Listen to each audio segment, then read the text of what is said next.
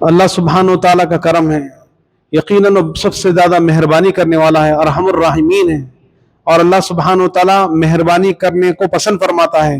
ایک دوسرے کے ساتھ ہمدردی، ایک دوسرے کے ساتھ رحم کرنا، یہ اللہ کو پسند ہے۔ حدیث شریف میں ذکر کیا گیا، جنت میں سب سے زیادہ وہ لوگ جائیں گے جو اس لیے نہیں جائیں گے کہ وہ نماز روزے کی وجہ سے نہیں، بلکہ لوگوں کے ساتھ ہمدردی کرنے اور لوگوں کے ساتھ نرمی کرنے کی وجہ سے اللہ تبارک و تعالیٰ جنت میں لوگوں کو کثرت سے داخل فرمائے گا۔ یعنی ایسا ایک تو ہے اللہ تبارک و تعالیٰ کی عبادت، دوسرا ہے مخلوق کی خدمت۔ تو اللہ سبحانہ و تعالیٰ سب سے زیادہ پوری مخلوق میں ان لوگوں کو پسند فرماتا ہے جو اس کی مخلوق کو نفع پہنچاتے ہیں۔ مخلوق فرما دیا، مخلوق کس کو کہتے ہیں؟ اللہ خالق ہے، اللہ کو چھوڑ کر جو بھی ہے مخلوق ہے۔ جس اللہ خالق کا مطلب ہے پیدا کرنے والا، مخلوق کا مطلب ہے جس کو پیدا کیا گیا۔ کس نے پیدا کیا؟ اللہ سبحانہ و تعالی۔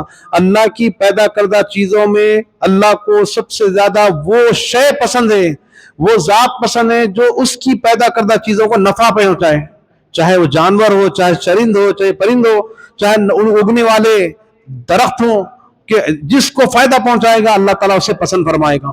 تو مخلوق میں سب سے زیادہ اللہ کو پسندیدہ لوگ وہ ہیں جو ایمان لانے کے بعد اللہ کی مخلوق کو نفع پہنچائے۔ پیارے آقا علیہ الصلوۃ والسلام نے کیسے ہمدردی فرمائی، مہربانی فرمائی۔ جو لوگ 13 سال حضور صلی اللہ علیہ وسلم کو تنگ کرتے رہے، مسلمانوں کی جانوں سے کھیلتے رہے، مسلمانوں کو تکلیف پہنچائے مکے میں، پھر مدینہ آئے تو یہاں پر بھی 8 سال تک مسلسل جنگوں کا ماحول تیار کیا۔ اس کے باوجود جب مکہ فتح ہوا تو حضور نے ایک لخت اعلان فرما دیا، سب کے لیے معافی ہے۔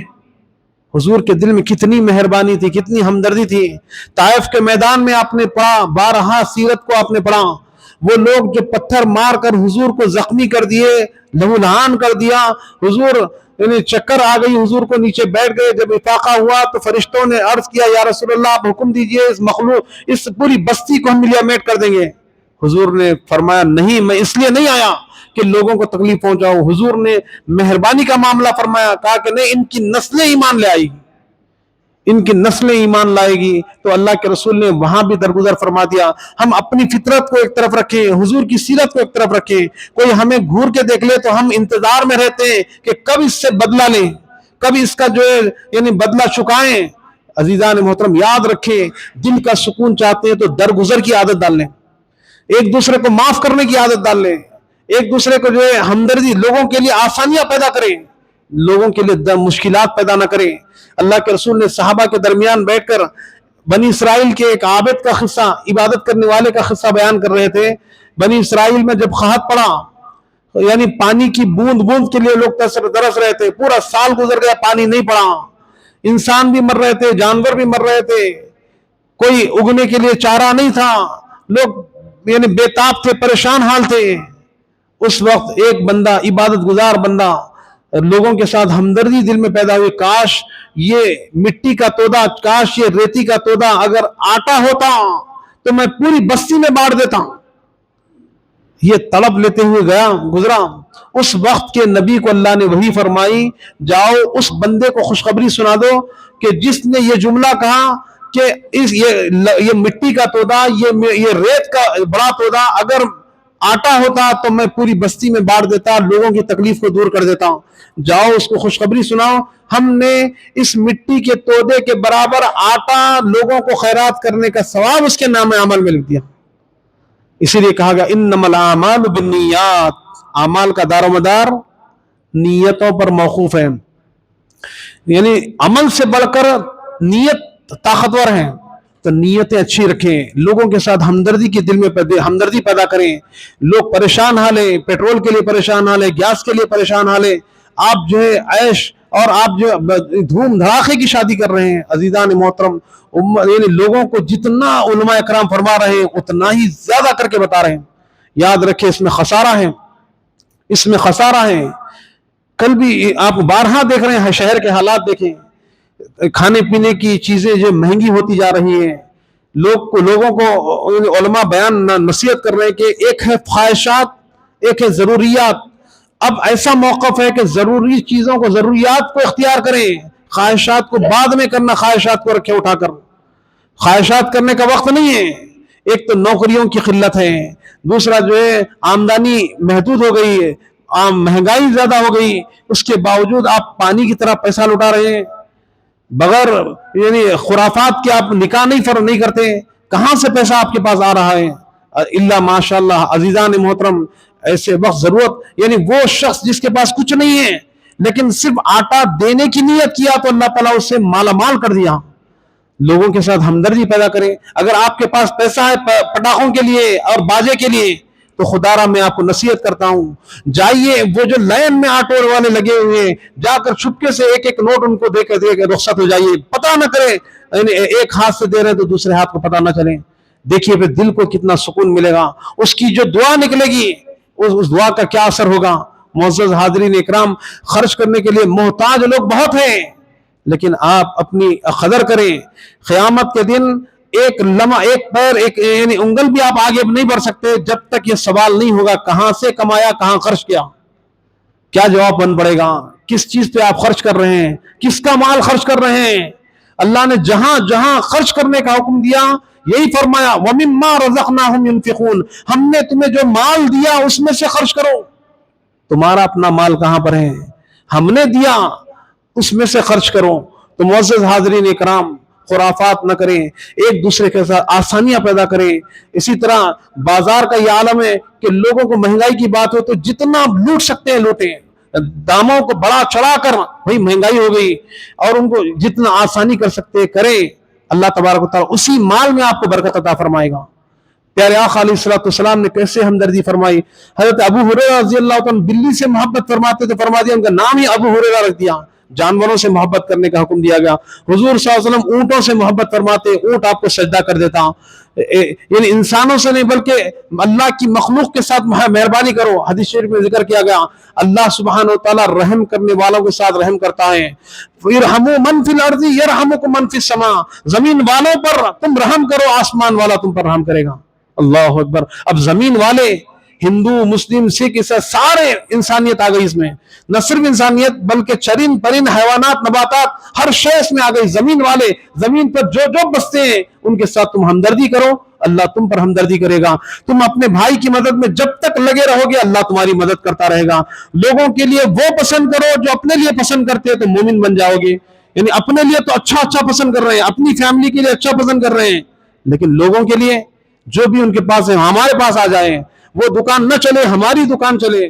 عزیزان محترم، یہ مومن کی شان، مومن کی صفت یہ بتائی گئی کہ لوگوں کے ساتھ مہربانی کرو، تمہارے ساتھ اللہ بھلا کرے گا۔ چنانچہ احادیث بھرے پڑے ہیں کہ ان لوگوں کے ساتھ ہمدردی کرے، احسان و قربانی کا معاملہ کرے۔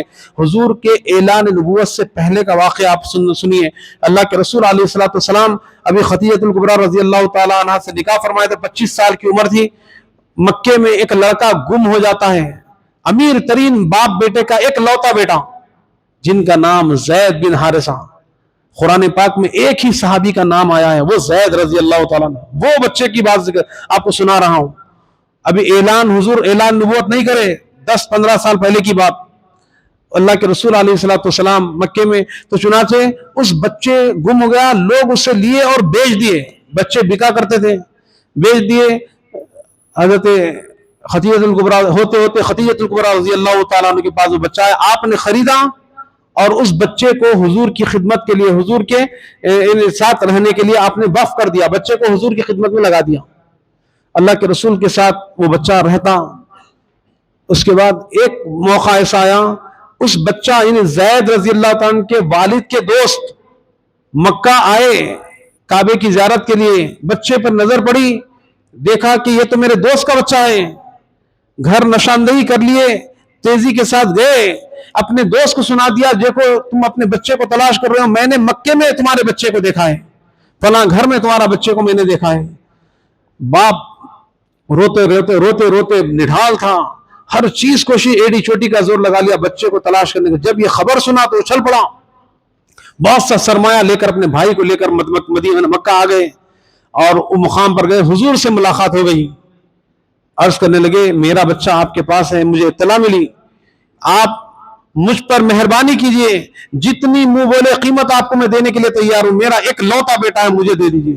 بڑے گڑ گڑانے لگے، حضور نے اطمینان دلایا، اور اطمینان دلا مجھے پیسوں کی ضرورت نہیں ہے, میں یوں ہی ابھی بچہ آئے گا, آپ اگر وہ چاہے تو آپ خوشی خوشی لے جائیں. جب یہ سننا تھا, یہ مہربانی کی بات سننا تھا, باپ کو قرار آ گیا, سکون آ گیا, انتظار کر رہے ہیں بچے کا. زید رضی اللہ تعالیٰ ادھر سے آئے, اللہ کے رسول کی خدمت میں آئے تو اللہ کے رسول نے فرمایا دیکھو ادھر یہ کون ہے جانتے ہو؟ بچے نے ایک لفظ پہچان لیا, یہ تو میرا ابو ہے, یہ تو میرے باپ ہے, یہ میرے چچا ہے. اللہ کے رسول نے فرمایا یہ تمہیں لے جانے کے لیے آئے ہیں, یہ تمہیں لے جانے کے لیے آئے ہیں. سننا تھا, چہرہ مرجھایا گیا, ایک طرف باپ کی طرف نگاہ کر رہے ہیں, ایک طرف جو اللہ کے رسول کی طرف.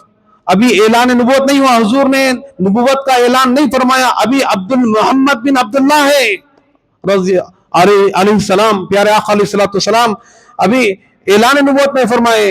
ایک لمحہ ضائع نہیں کیا, حضور کے قدموں میں آ گئے, پکڑ لے یا رسول اے محمد بن عبداللہ مجھے اپنے قدموں سے جدا نہ کرے.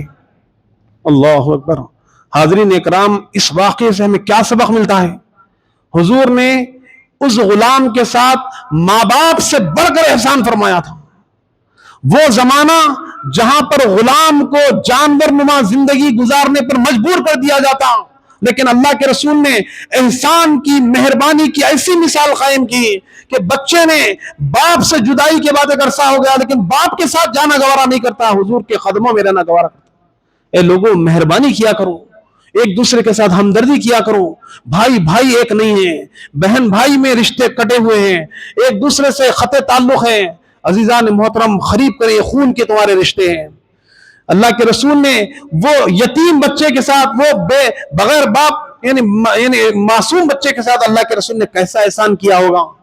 آپ خود انس رضی اللہ عنہ فرماتے ہیں میں نے حضور کی خدمت میں 10 سال گزارے, حضور نے کسی کام پر مجھے نہیں ڈانٹا, کسی کام کو میں نے کرا تو کیوں کرا نہیں پوچھا. حضور علیہ السلام نے ایسی محبت, ایسی ایثار و قربانی, ایسی مہربانی کی مثال قائم فرمائی. آج ہم اپنی زندگیوں کا جائزہ لیں, ہم کس قدر ہمارے اندر نفرتیں بھری ہوئی ہیں, کس قدر ہم ایک دوسرے کے ساتھ تعصب اور عداوت اور دشمنی رکھتے ہیں, چھوٹی چھوٹی باتوں پر ایک دوسرے سے گریبان پکڑنے کے لیے در پہ ہیں. عزیزان محترم, درگزر کریے, دلی سکون چاہتے ہو, بیماریوں سے چھٹکارا چاہتے ہو, راحت چاہتے ہو تو معاف کرنے کی عادت ڈال لیجئے, سوری بولنے کی عادت ڈال لیجئے, شکریہ ادا کرنے کی عادت ڈال لیجئے. پھر دیکھیے آپ کتنا پرسکون زندگی گزاریں گے اللہ سے. یعنی یقیناً یہ ہمارے لیے سامان ہے. پیارے آقا علیہ السلام کی زندگی مشعل راہ ہے. حضور علیہ السلام, اللہ سبحانہ وتعالی نے فرمایا کہ اگر اللہ کی محبت کا دعویٰ کرتے ہو تو میرے نبی کے دامن کو تھام لو, میرے نبی کی اتباع کرو. اللہ سبحانہ وتعالی تم سے محبت کرے گا, تم پر احسان کرے گا, تمہارے بشری تقاضوں سے تم سے جو خطائیں ہوں گے اسے بھی معاف کر دے گا. شرط یہ ہے کہ تم ان کے ساتھ, ان لوگوں کے ساتھ درگزر کا معاملہ کرو. حضور نے فرمایا لوگوں کے لیے آسانیاں پیدا کرو, مشکلات کھڑے نہ کرو. لوگوں کے لیے وہ سوچو جو اپنے لیے, اپنی ذات کے لیے سوچتے ہو. مومن بن جاؤ گے, ایمان والے بن جاؤ گے, تم ہی سر بلند رہو گے, ایمان والے بن جاؤ. انتم الاعلون ان کنتم مؤمنین. اللہ سے دعا کرتے ہیں کہ مولا کہنے سننے سے زیادہ عمل خیر کی توفیق عطا فرما. مولا ہر برائی سے ہماری حفاظت فرما, جب تک زندہ رکھ مولا, سیدھے راستے پر گامزن فرما. جب ہمارا آخر وقت آیا تو ہمارا خاتمہ ایمان پر فرما. وصلی اللہ تعالی وسلم علی خیر خلقی ونور عرشی وعلی آلہ واصحابہ اجمعین. وآخر دعوانا الحمد للہ رب العالمین.